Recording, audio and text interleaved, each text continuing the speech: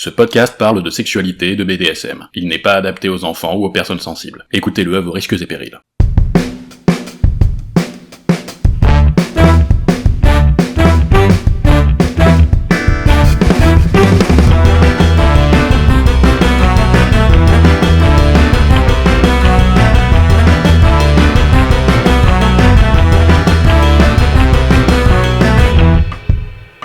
Bonjour et bienvenue dans cet épisode spécial de Kinkez-vous bien, le podcast qui vous montre qu'il y a autant de façons de vivre le kink et le BDSM que de personnes qui le pratiquent. Aujourd'hui épisode spécial, épisode Kinkidex, deuxième du nom, et avant même le lancement de cet épisode, vous avez peut-être remarqué qu'il y a eu du changement depuis le dernier Kinkidex. En effet, contrairement à l'épisode 5, cette fois il y a donc plusieurs parties, à commencer par cette introduction. Pourquoi ça ? Eh bien tout simplement à cause de ce que je vous ai dit dans l'épisode 10. Écrire le Kinkidex est une chose, mais lui donner corps est bien plus compliqué. Une fois sorti des bases, chaque sujet en appelle un autre, et offrir un épisode cohérent et complet devient un véritable casse-tête encore plus brise-burn que du ball-busting. Et non, on parlera pas de ça aujourd'hui. L'idée du Kinkidex est qu'il reste digeste, hors de question d'en faire un monologue imbitable de 2 heures. J'ai donc décidé de faire ça en plusieurs parties, plus petites et relativement indépendantes les unes des autres. Les termes définis sont directement inscrits dans les titres, et comme la dernière fois, les timecodes sont en description. Comme ça, vous avez la possibilité de ne prendre que ce qui vous intéresse. Mais attention, c'est pas une raison pour ne pas tout écouter 3 fois par semaine depuis des appareils différents pour faire monter mes codes d'écoute, hein. Moi, je compte sur vous. Aujourd'hui, dans le Kinkidex, on va donc parler des notions de jeu, play et séance. Ensuite, on va parler des incontournables de KVB, à savoir FetLife, les Munch et les Munch and Play. Puis enfin, on va parler libertinage, avec déjà le libertinage lui-même, les lieux libertins, et enfin, puisqu'on a parlé d'un site internet avec FetLife, on va aussi faire un site internet libertin avec Wild. Mais avant toute chose, le Kinkidex, qu'est-ce que c'est ? C'est un kinktionnaire, un lexique du kink, en gros une version plus avancée des définitions que je vous laisse en description de chaque épisode, et où on va pouvoir aller davantage dans le détail qu'en quelques lignes écrites. Je suis Thomas Le Faux-Breton, dominant BDSM depuis plus de 15 ans, mais également libertin, mais comme je vous le disais dans le précédent Kinkidex, je ne me présente pas comme un expert du kink ou de la sexualité, et ces épisodes ne sont pas des cours magistraux. Le vocabulaire kinky est une véritable tannée, car un même mot peut avoir plusieurs dizaines de définitions différentes, et inversement, sans parler de l'infinité de variantes et nuances dépendant de chacun. Mon but n'est pas de standardiser tout ce vocabulaire, je cherche seulement à faire en sorte que mes auditeurs, qu'ils soient novices, experts ou simplement curieux, puissent s'appuyer sur des bases relativement communes pour comprendre tout ce qui est dit dans les épisodes. Enfin, même si je vérifie mes infos, il restera toujours des choses à dire. Je ne peux pas énoncer tous les détails et nuances, je cherche ici seulement à donner certaines bases de connaissances. Kinkez-vous intelligemment, multipliez vos sources d'informations et ne basez pas toutes vos connaissances sur ce podcast. Aujourd'hui donc, retour en classe à bord du Bang-Bus magique, mais avant ça, interro surprise. Haha. Vous l'avez pas vu venir, hein, les Kinky Pervos. 3 questions simples. Qui est Sakir Mazok ? Quels sont les 5 types de risques du bondage ? Et est-ce qu'un switcher sans switcher peut switcher sans sa switch ? Si vous avez les réponses, vous pouvez continuer, sinon allez d'abord écouter le premier Kinkidex, ça vous fera pas de mal. C'est l'épisode 5 de Kinkez-vous bien, et il dure pas longtemps, promis. Pour les bons élèves, on commence tout de suite avec 3 petits mots tout simples qui ont toute leur importance. Jeu, play et séance.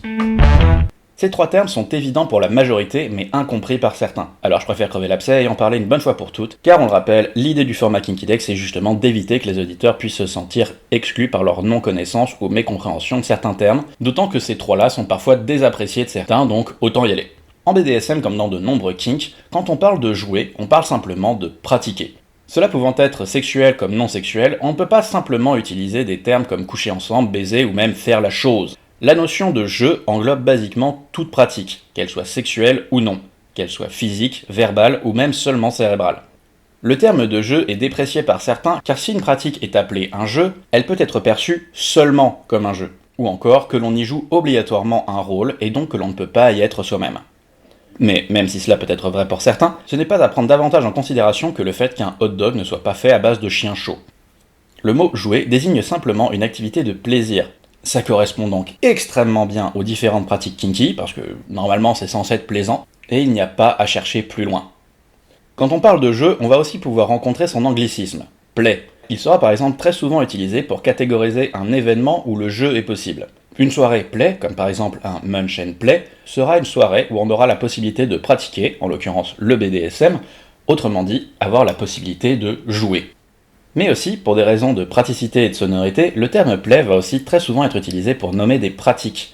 Pour parler par exemple de jeux de respiration ou de jeux avec des flammes, on va respectivement parler de breastplay et de fireplay. Non seulement ces anglicismes sont souvent plus courts et agréables à l'oreille, mais il ne faut pas oublier que beaucoup de pratiques ont été théorisées, étudiées, peaufinées et partagées dans des cercles internationaux en ligne, et donc en anglais. Normal que ça laisse des traces. Ah, vous pensiez que le vocabulaire kinky était déjà chiant en français et vous râlez à l'idée que maintenant il faut aussi apprendre l'anglais? Mais vous avez rien vu les enfants, le jour où je parlerai de cordes, il faudra aussi parler japonais. Et après il y a des accessoires tirés de vieux trucs antiques qui ont des noms en langue slave ou en fucking latin. Allez, dans 2 ans je fais un partenariat avec Larousse, Babel ou Rosetta Stone pour faire des cours kinky langue vivante. LV69. Mais enfin, pour terminer ce triptyque, on va parler de séance pour désigner un moment de jeu. Qu'il s'agisse d'un moment purement dédié à cela, chose que dans le vanille on pourrait appeler un petit 5 à 7, ou une partie d'un rendez-vous où avec votre partenaire vous avez fini par jouer, quelque chose que dans le vanille on appellerait une baise après un rencard. Voilà ce qu'on appelle une séance. Encore une fois, comme le terme jeu, certaines personnes n'apprécient pas le terme séance, cette fois car pouvant trop faire penser à un service commandé, comme un massage, un ciné ou un psy. C'est vrai que le rapprochement peut sembler gênant, mais encore une fois, même si ça peut être vrai pour certains, les travailleurs du sexe par exemple, ce sont des considérations qu'il ne faut pas prendre en compte. Pas plus que le fait qu'une andouillette n'est pas un plat réservé aux andouilles. Non, il faut que j'arrête de parler saucisse, moi j'ai faim maintenant. Le mot séance se définit par durée déterminée consacrée à une occupation qui réunit 2 ou plusieurs personnes. Il n'y a donc aucun rapprochement à faire avec autre chose. Cette définition colle parfaitement à ce que l'on veut dire ici, ça sonne plutôt bien, et en plus de ça, ça peut passer pour un mot vanille. C'est parfait! Les immanquables de KVB, FetLife et les Munch. En 15 épisodes de KVB, il n'y a pas eu une seule fois où on n'a pas mentionné le site FetLife ou les Munch. Je laisse à chaque fois une description écrite et on a plusieurs fois parlé de l'un ou de l'autre, mais il serait temps d'en parler plus sérieusement. FetLife. FetLife, c'est le Facebook du cul. Et rassurez-vous, les vannes à base de Facebook ont bien été utilisées, et même suffisamment pour être interdites. Même pour moi, c'est vous dire. FetLife, c'est donc un réseau social pour adultes spécialisé dans le kink sous toutes ses formes. Et oui, je parle bien du kink et pas juste du BDSM. Car comme pour Kinkez-vous bien, même s'il y a majoritairement du BDSM, il n'y a pas que ça. Il y a des trousaines de pratiques et de fétichismes qui y sont représentés. Vous faire la liste des tags disponibles sur le site serait littéralement impossible à faire dans un épisode parce que ma batterie ne dure pas assez longtemps pour faire ça. Réservé à des utilisateurs adultes et surtout avertis, il ne faut surtout pas y voir un site de rencontre mais bien un réseau social. La recherche de personnes pouvant correspondre à vos préférences en filtrant les profils est non seulement impossible, mais même l'algorithme d'affichage de tous les profils par localité est fait de sorte à ce que des profils inactifs depuis des mois seront mis au même niveau que des profils actuellement en ligne. N'allez donc surtout pas y voir un bon plan pour rencontrer les coquines de ta région. En revanche, après un peu de temps pour maîtriser le site, FetLife vous permettra assez facilement de trouver des événements BDSM ou kinky à proximité de chez vous, notamment trouver des munch. Bon attention, j'ai dit que ça vous aiderait à en trouver, mais il faut d'abord qu'ils existent et qu'ils soient inscrits dessus. C'est pas magique non plus. Mais sans même sortir de chez vous, vous pouvez aussi trouver des groupes de discussion, soit locaux, soit centrés autour d'un de vos centres d'intérêt, pour trouver des gens avec qui échanger autour du kink en général, d'un kink en particulier, ou même un autre sujet tant que ça intéresse d'autres personnes. Les rubriques Explore ou Tag vous permettront également de voir un immense nombre de photos amateurs ou professionnelles de personnes exhibant leurs pratiques de manière plus ou moins réaliste ou artistique. Cela permettant donc de tout autant satisfaire votre curiosité que de stimuler votre imaginaire. De même, vous pourrez aussi y trouver pléthore de textes dans toutes les langues, vous offrant soit des fictions émouvantes, des témoignages sincères, des questionnements percutants et que sais-je encore. Bon, après je dis toutes les langues, mais en cherchant juste dans ces rubriques précises, vous tomberez surtout sur de l'anglais quand même, faut pas déconner. Mais rassurez-vous, les textes en français, il y en a une belle montagne aussi, hein. Encore une fois, le site n'est pas pour tout le monde, il ne sera pas forcément pour vous si vous êtes simplement curieux. Mais dès lors que vous avez l'intention de pratiquer, ou au moins fréquenter ou rencontrer des personnes de ce monde, vous pouvez y aller. Le fonctionnement du site peut être assez compliqué à appréhender, et je vais pas vous faire un cours. Retenez que ça reste plus ou moins le principe d'un Facebook ou d'un Twitter. Vous pouvez suivre n'importe qui, demander en ami les personnes que vous connaissez, bloquer ceux qui vous emmerdent, partager des statuts, photos ou autres sur un flux d'actualité comme sur n'importe quel autre réseau social depuis l'invention du mur Facebook. Sachez seulement que même s'il est maintenant en grande partie traduit en français, plusieurs éléments du corps du site restent en anglais, donnant à cette VF une espèce d'apparence hybride un peu bâtarde. Alors à moins que vous n'ayez vraiment du mal avec la langue de Taylor Swift, pour éviter de devoir jongler entre les langues, je vous conseillerais de rapidement mettre les réglages linguistiques en version originale pour plus de cohérence. Du reste, même si le site est en anglais, évidemment que les discussions de personnes en francophonie sont en français, de même que les profils sont à écrire en français. À propos de profil, non, une photo mal cadrée et un « je veux voir ce que donne ce site » ne suffit pas. Vous n'êtes absolument pas obligé de mettre votre visage, mais révélez un petit peu de votre personnalité, ne serait-ce que dans le texte, par pitié. Et si vous savez pas comment vous décrire, regardez ce qui se passe sur d'autres profils similaires aux vôtres, et inspirez-vous de ce qui est dit pour rédiger votre propre texte. Et évidemment, messieurs, non. Non! Personne ne veut voir votre tub en photo de profil, même si on vous a dit qu'elle est magnifique. En troisième photo, si vous y tenez absolument, mais déjà faut vraiment que vous y teniez absolument, mais en tout cas, surtout, jamais en photo de profil. Personne n'a envie de parler à une tête de bite. Voilà, c'est bon, c'est entendu ça pour les profils? Ok. Alors oui, évidemment que comme sur tous les sites du monde, il y a des faux comptes d'arnaque qui ciblent les messieurs, et que vous, mesdames, vous recevrez des messages de mecs en manque qui n'ont même pas lu votre profil et qui demanderont l'éternel « Coucou, ça va ?» ou des messages copier-coller merdiques à souhait provenant de commentséduirecommeuntroudeballe.com. Mais déjà, c'est l'apanage de tout site du monde, si vous avez envie de les éviter, autant vous couper l'internet. Mais avant ça, je vous invite à vous pencher sur les différents paramètres de confidentialité qui peuvent vous aider un peu là-dessus pour être moins harcelé. Dites-vous que lorsque vous rencontrerez des personnes avec qui vous souhaitez continuer la conversation, même juste amicalement, il vous sera infiniment plus sûr de confier votre pseudo FetLife que votre numéro de téléphone. Mais attention, rappelez-vous de vos paramètres de confidentialité, si vous vous êtes rendu impossible à trouver, ce sera à vous de faire le premier pas. Et ce en espérant que l'autre n'aura pas fait les mêmes choix, sinon vous pourriez bien vous retrouver niqué et pas comme vous aimeriez. Donc voilà, FetLife c'est un incroyable outil de communication, et en plus c'est gratuit. Il y a la possibilité de payer et de donner de l'argent pour supporter le site et recevoir quelques fonctionnalités supplémentaires, comme la possibilité de voir des vidéos, mais réellement toutes les fonctions principales, incluant la messagerie, sont gratuites. Je précise quand même que je suis pas payé pour dire du bien de ce site, même si j'adorerais ça. Mais comme on l'a répété dans quasiment tous les épisodes, c'est au contact des autres que l'on fait évoluer son BDSM, et FetLife est le meilleur outil accessible à tous pour réaliser ça. L'autre chose qui vous permettra cela, et encore plus, et dont on vous rabâche les oreilles à pratiquement chaque épisode, ce sont les munchs. Les munchs. Comme décrit dans mes descriptions d'épisodes, les munchs sont des regroupements de personnes se rencontrant autour d'un même thème, ici le BDSM, se déroulant généralement dans un lieu public comme un bar ou un parc, ces événements permettant de rencontrer des gens dans un environnement sécurisant. Le terme munch provient de l'abréviation Meeting Lunch, une abréviation qui vient du monde entrepreneurial et qui est aussi utilisée dans des cercles complètement vanille comme des associations. D'ailleurs, j'en profite pour poser une base importante, on dit un munch. Un munch. Voilà, ça c'est dit, c'est réglé. L'histoire des munchs est assez floue, d'autant que cette histoire a été écrite sur d'antiques sites internet datant d'avant même la DSL, une époque à la fois sombre et pleine d'espoir, sans smartphone mais aussi surtout sans fact-checking, et où n'importe quelle rumeur pouvait devenir un fait établi dès lors qu'elle était relayée par plus de 3 personnes.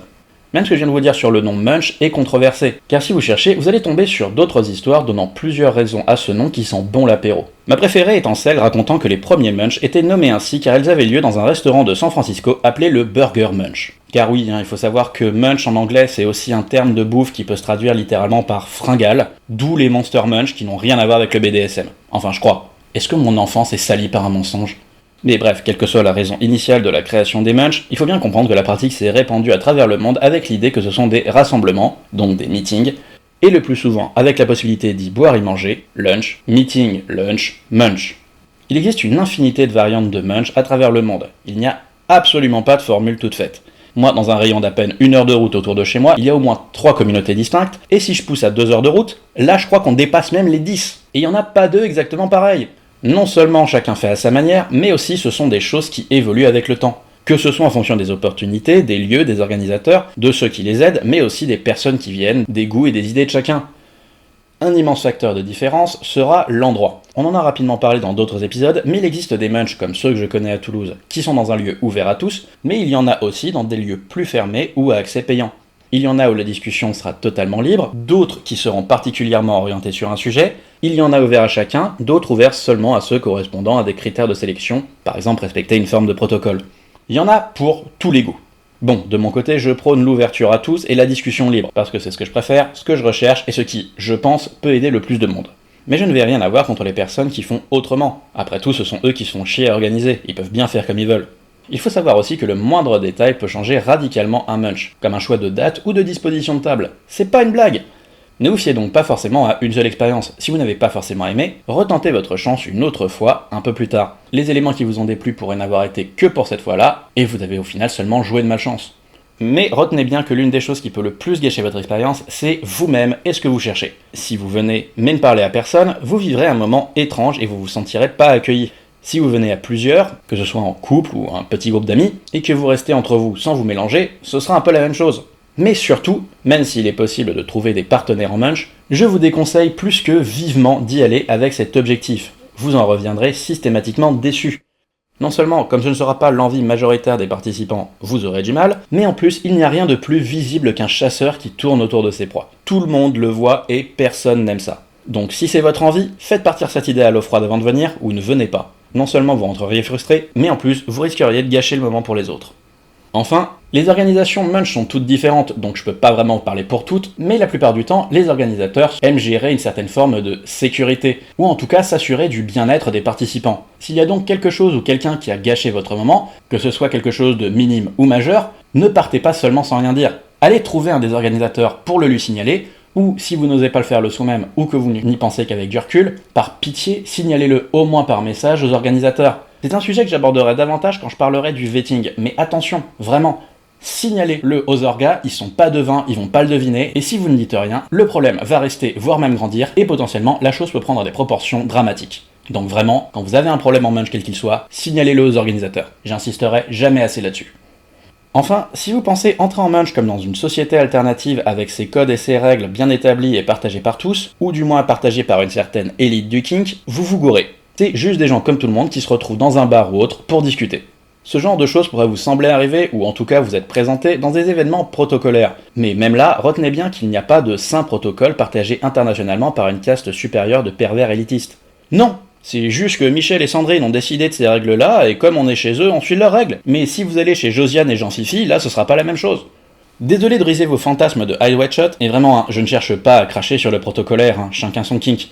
Mais ici on parle de faits, pas de fantasmes. Et vraiment, quand vous entendez parler de protocole, n'y voyez rien de plus que votre voisine qui a décidé qu'on mettait pas des chaussures à l'intérieur, et on se met pas pieds nus non plus parce que ça laisse des traces, alors on utilise des patins, ils sont là pour ça. Oui, ils grattent, faut qu'on les change. Mais tu sais, Raymond, quand on lui dit de changer quelque chose, il râle, alors on les garde et on fait comme ça. C'est la règle!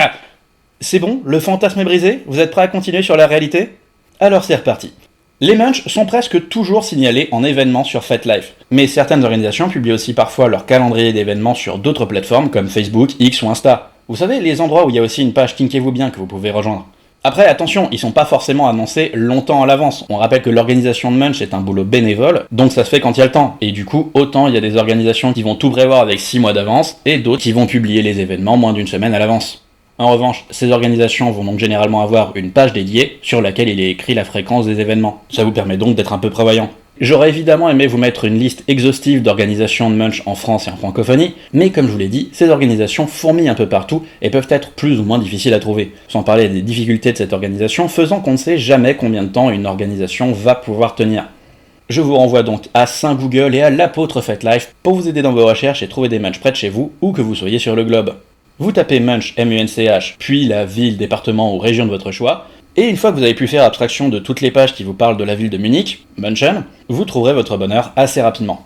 Sans déconner, on m'a parlé de Munch même dans des pays comme l'Arabie Saoudite où ce genre de choses est hautement illégal, donc vraiment c'est qu'il y en a partout, même dans la Creuse.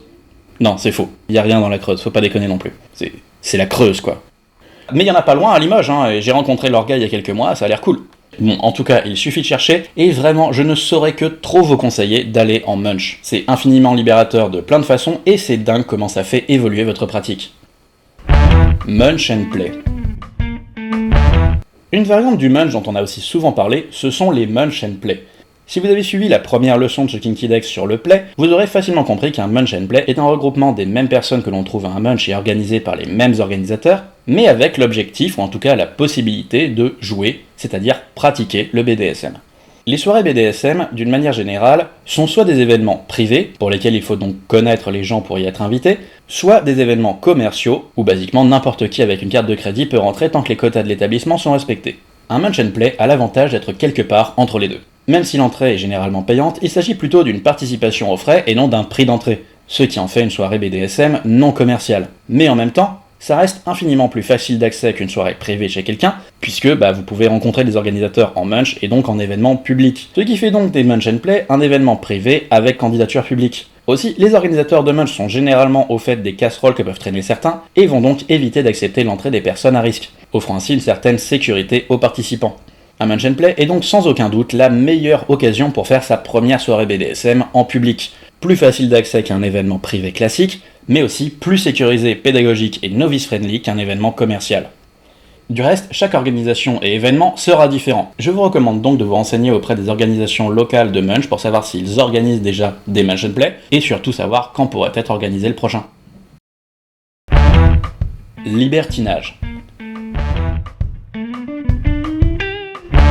Une chose dont on a parlé régulièrement dans KVB, mais sur laquelle on n'a pour l'instant pas eu trop l'occasion d'insister, c'est le monde du libertinage. Dans ce Kinkidex, on va donc déjà définir le libertinage, ensuite on va parler des lieux libertins, et enfin, surtout vu qu'on a parlé de Fête Live dans une partie précédente, impossible de parler libertinage moderne sans parler de Wild. Libertinage. Le libertinage, qu'est-ce que c'est ? Alors évidemment, au risque d'invoquer un spectre de Florent Pagny enragé, on ne va pas parler de l'aspect libre-pensance du libertinage, car déjà de toute façon, comme le décrirait l'évadé fiscal préféré des Français, la liberté de penser appartient à tous. Ici, en parlant de libertinage, on va donc bien parler de la liberté de baiser, en faisant fi des mœurs et des normes. Autrement dit, la liberté d'avoir des rapports sexuels avec n'importe qui, tant qu'il y a consentement mutuel. Car oui, on rappelle que le principe fondamental de la liberté, c'est qu'elle s'arrête là où commence celle des autres. Donc on fait fi des mœurs, mais pas du consentement. Mais donc, si le libertinage, c'est avoir la liberté de copuler avec qui on veut, n'est-ce pas déjà le cas pour tout le monde ?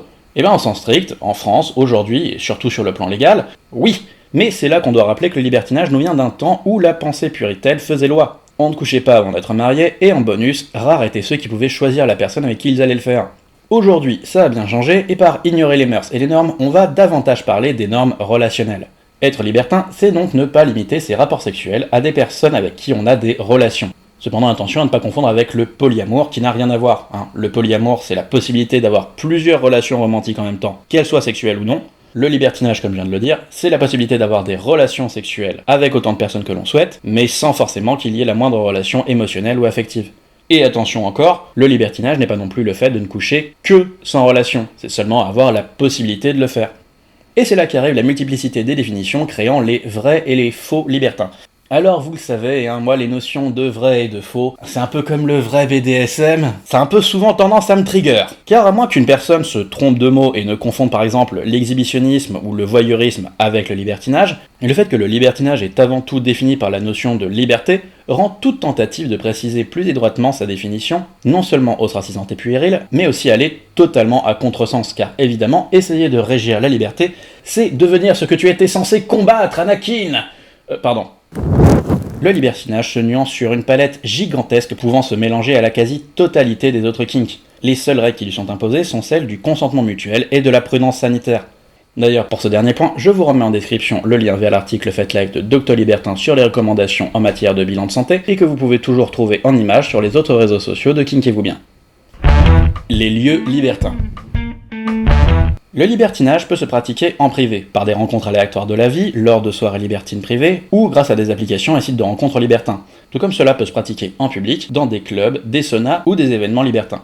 Les lieux libertins ont chacun leurs propres règles et fonctionnements. La première chose à retenir est qu'il est donc vital de se renseigner dessus avant de s'y rendre, d'autant que ces règles et fonctionnements dépendent également de l'agenda et du type de soirée prévu à ce jour précis.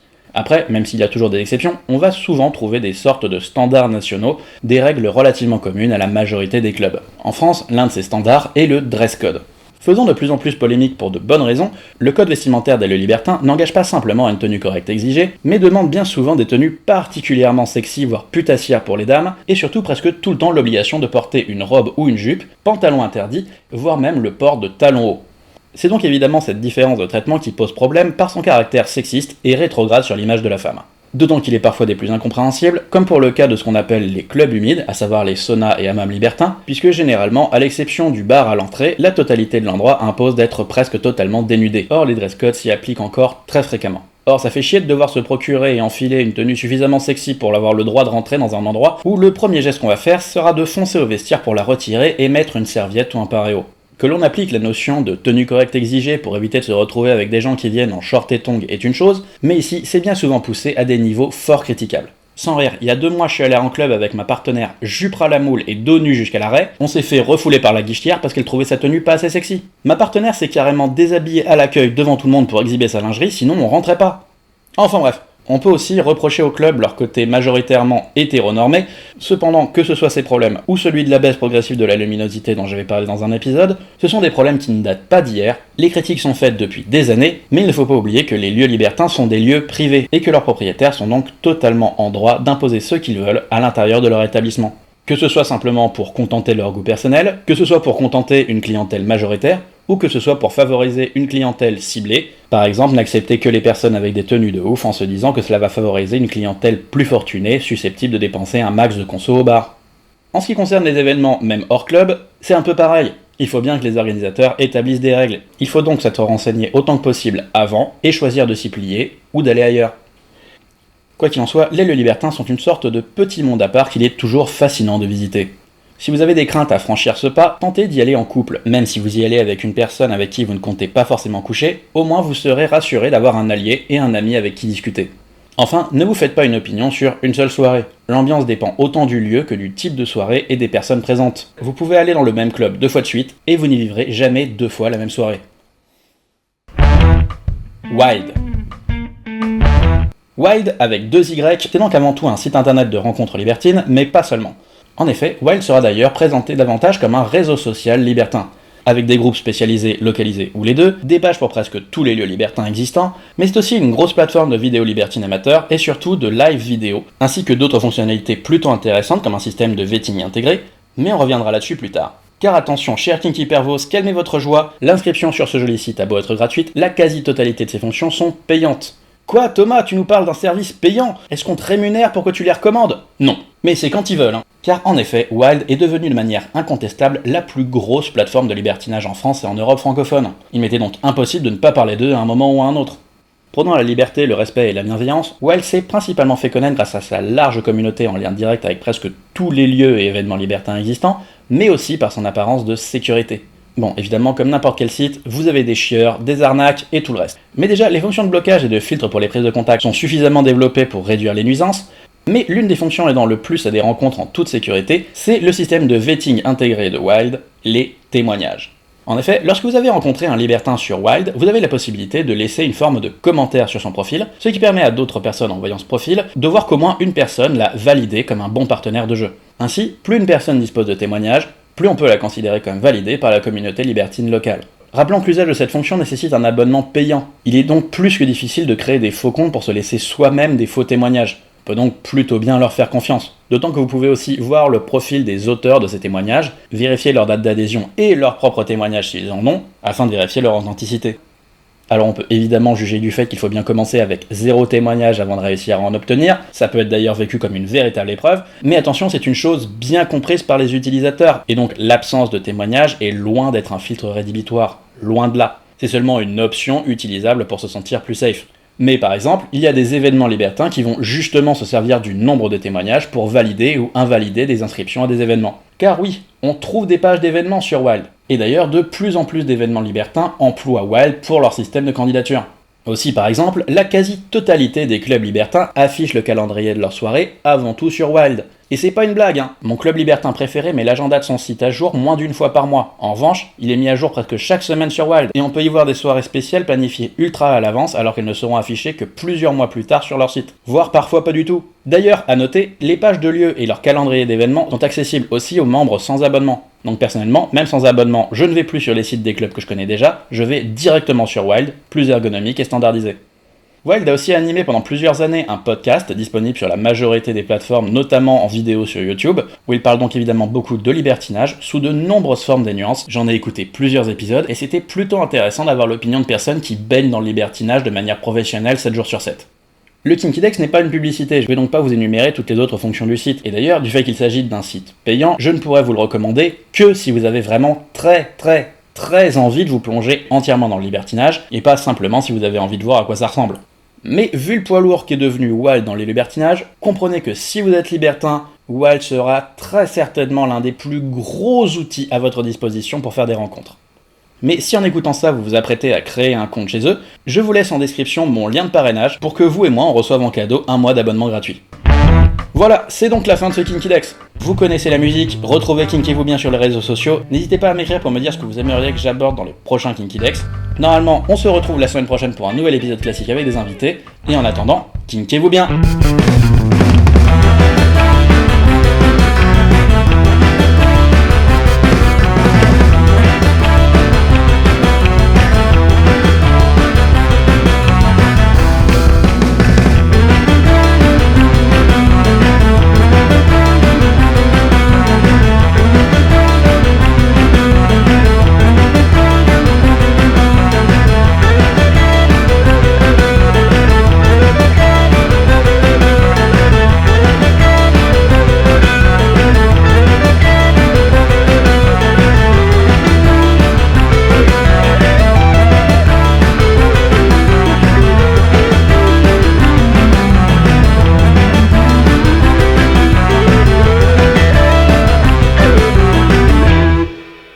Ah, et donc sinon, les réponses de l'interro, qui est Sakir Mazok? C'est un auteur-journaliste dont les écrits ont inspiré la création du terme masochisme. Quels sont les 5 types de risques du bondage? Cutané, musculaire, nerveux, sanguin et respiratoire. Et est-ce qu'un switcher sachant switcher peut switcher sans sa Switch? Question piège, parce que déjà quand je dis sa Switch, ça peut être sa console de jeu, mais surtout on ne dit pas switcher, mais switch. Donc pas de réponse. Voilà. Bisous fessés!